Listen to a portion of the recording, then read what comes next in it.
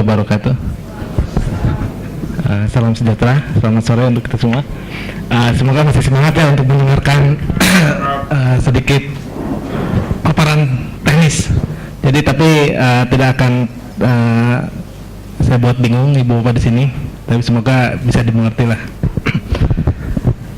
Saya tiru Mas Arif sambil berdiri, mengurangi rasa lebih pede. Jadi saya di sini akan menerangkan si Ganesha Digital Library ini sendiri. Sekarang sudah pada tahap versi 5.0. Saya akan sedikit mengulas kembali atau flashback kembali sejarah-sejarah GDL dan pada masa kejayaannya dulu. Jadi betul kata Mas Arif, initiate awal dari Ganesha Digital Library ini waktu itu pada tahun 98, tapi itu masih belum dirilis ke publik. Jadi masih dipergunakan di perpustakaan ITB sendiri.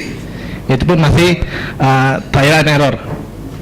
Jadi pada tahun 2000 ini si GDL ini coba kita buka untuk umum, tapi masih belum banyak respon dari kalangan perpustakaan di luar ITB. Jadi masih perpustakaan ITB yang terus menggunakan.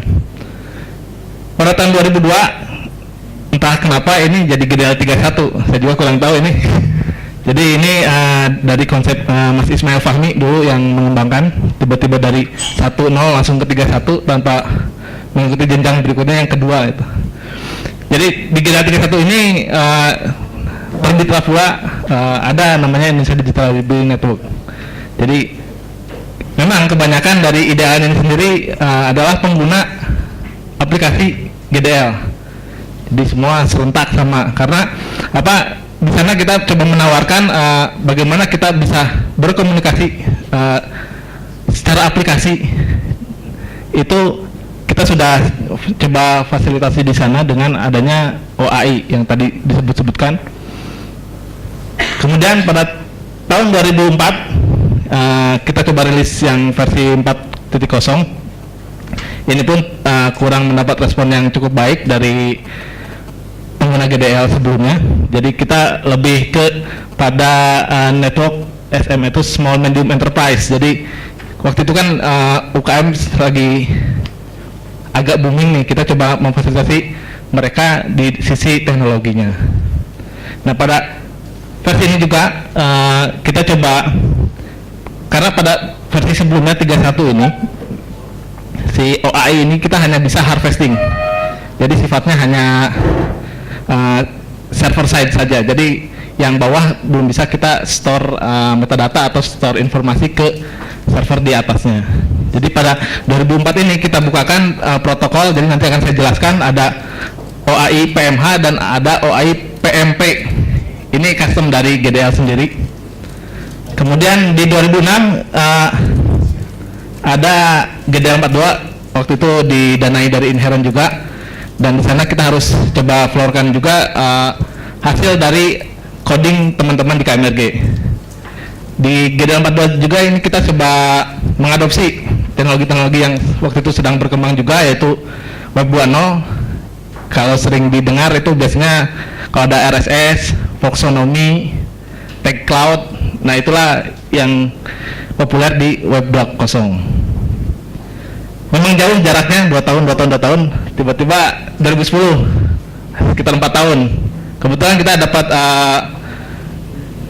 grant atau support dari Yayasan Lontar untuk mengembangkan GDL ke versi berikutnya, tentunya dengan mengadopsi teknologi yang sekarang sedang populer juga, Web 3.0, walaupun mungkin di Indonesia sendiri masih belum begitu populer. Bagaimana sih implementasinya Web 3.0 ini?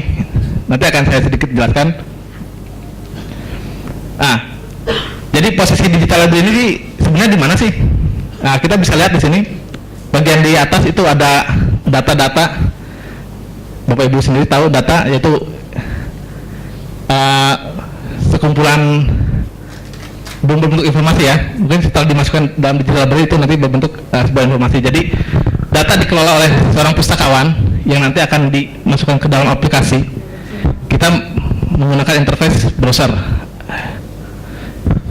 Dan kemudian diambil informasinya oleh pengguna melalui browser juga. Jadi kebanyakan aplikasi-aplikasi yang ada sekarang ya kita masih berbasis web base. Dari spesifikasi GDL ini sendiri kita sudah mengadopsi beberapa standar-standar yang emang diterapkan secara internasional, karena mimpi awal dari GDL ini sendiri adalah bagaimana kita bisa bertukar informasi dengan network thesis and dissertation ada di Eropa waktu itu. Itu mimpi. Jadi berawal dari mimpi, kita coba kejar, kita coba standarkan semua yang ada, terciptalah GDL ini sendiri. Kemudian ada taksonomi, mungkin itu Bapak sudah kenal.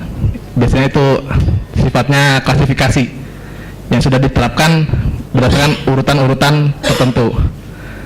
Kemudian taksonomi seperti tadi saya jelaskan. Kemudian ada RSS dan ada standar-standar dari bagaimana data yang masuk ke dalam database disajikan. Jadi antar mukanya pun kita tidak sembarangan. Jadi kalau bisa lihat kita di browser ini itu antar muka, itu pun ada standar-standarnya yang harus kita adopsi dari W3C. Jadi, nah ini akan saya coba jelaskan apa itu OAI PMH dan apa itu OAI PMP. Jadi OAI PMH itu Open Archive Initiative Protocol Metadata Harvesting. Jadi kenapa ini disebut pasif? Karena apabila kita mempunyai data, Mas Arief ingin mengambil data, silakan Mas Arief yang ambil. Begitu pula sebaliknya, saya mau ambil data dari Mas Arief, saya ambil. Nah, di PMP ini kita coba rubah GDL, jadi kapanpun server selain ada dua server, kapanpun kita bisa saling menukar informasi tanpa saya Mas minta, enggak, Mas Arief langsung saudara ini mau enggak, silakan terima gitu. Nah itu yang kita masih pertahankan sampai sekarang dari GDL ini sendiri, masih menggunakan dua protokol ini. Nah kurang lebih bagaimana cara kerja protokol itu sendiri seperti ini. Jadi misal tadi ada perpustakaan A, jadi kalau boleh saya jelaskan OAI itu ada di mana? OAI adalah pintu gerbang untuk mendapatkan informasi yang ada di dalam sebuah perusahaan digital. Semua di sini berbentuk format data dari XML. Terlalu kecil. Nah, kurang lebih nanti seperti ini responnya. Jadi secara aplikasi atau aplikatifnya seperti apa? Kita membuat sebuah script di mana skripnya akan nanti merespon seperti ini. Ini nanti akan berhubungan dengan aplikasi-aplikasi GDL lainnya. Nah, dengan adanya dua protokol tadi saya jelaskan, apabila kita berjejaring, ya kita bisa memutuskan kita akan mengambil atau menaruh si metadata yang kita miliki itu kemana. Asal dia mempunyai protokol itu, OAI itu, kita bisa menaruh metadata kita ke jejaring yang ikut dalam jaringan ini. Di IDLN sendiri ada beberapa, dulu kita sempat coba juga berjejaring dengan UI, kemudian dengan Unibrau, yang masing-masing mereka menggunakan aplikasi sendiri. UI dengan lontarnya, Unibrau itu saya waktu itu kurang jelas. Kemudian dari UPI itu ada aplikasi sendiri dan kita bisa saling berkomunikasi. Dan kemudian mungkin keluar tadi inherent DL ya Mas. Nah dari situlah idenya. Jadi saya di sini coba membuktikan bahwa interoperabilitas sudah berjalan di Indonesia. Tapi kembali lagi, kenapa networknya padam? Itu nanti silakan, nanti bisa jadi pertanyaan. Nah ini sedikit agak teknis. Jadi di GDL sendiri ada namanya sebuah server hub. Jadi server hub ini yang mengakomodasikan server-server digital library lain yang tidak memiliki internet 24 jam. Kita bisa lihatlah harganya kalau misalnya kita langganan sebuah internet 24 jam, berapa sih harganya gitu. Semakin besar bandwidth, cost-nya semakin tinggi gitu. Jadi dengan adanya si protokol metadata posting tadi, kita bisa menginput atau mempush data ke server hub yang ada di Indonesia DLN itu.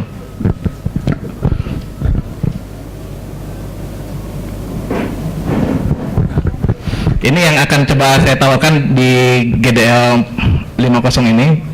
Jadi kita akan coba mengadopsi teknologi-teknologi yang sekarang berjalan, yaitu Web 3.0. Dan kemudian kita akan coba juga untuk dapat mengambil data atau mengharvest data dari penyedia layanan-layanan informasi yang sekarang sudah jumlahnya sudah sangat besar.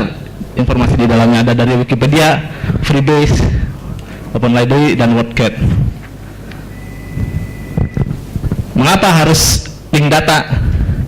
Ya, kita kembali lagi di luar sana tuh udah jutaan informasi yang sudah tersedia. Kenapa tidak kita manfaatkan informasi tersebut untuk melengkapi koleksi digital kita? Nah, di dalam data ini juga informasi yang ada saling berkaitan satu sama lainnya. Jadi misalkan tadi saya sebutkan ada Wikipedia, ada Freebase, ada WordCat. Dari masing-masing ini data-data yang ada di back-end sana di belakangnya itu saling merelasikan. Jadi kita memberikan informasi kepada user, yaitu yang Pak Putu bilang, kalau mau kaleng silakan, gelas silakan, semua ada, tinggal diseleksi lebih lanjut. Ini mungkin dari Ibu Torres tadi pagi sudah dijelaskan. Harapan kita kayak ini, dari network yang ada di sini paling tidak kita bisa manfaatkan lah salah satu dari simpul-simpul yang ada di sini.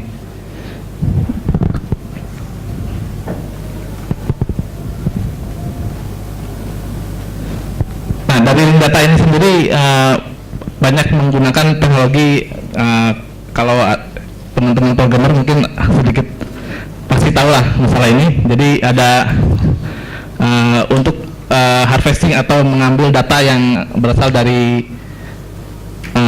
server,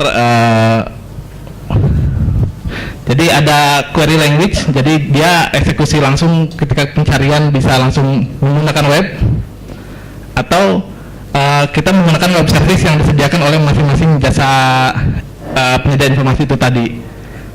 Ini biasanya kita menggunakan API.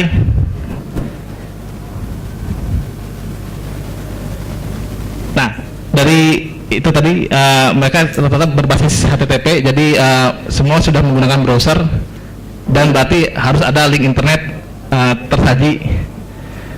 Kemudian responnya biasa XML, dan ini banyak digunakan pada layanan sosial media. Jadi kita bisa harvest apapun dari manapun gitu.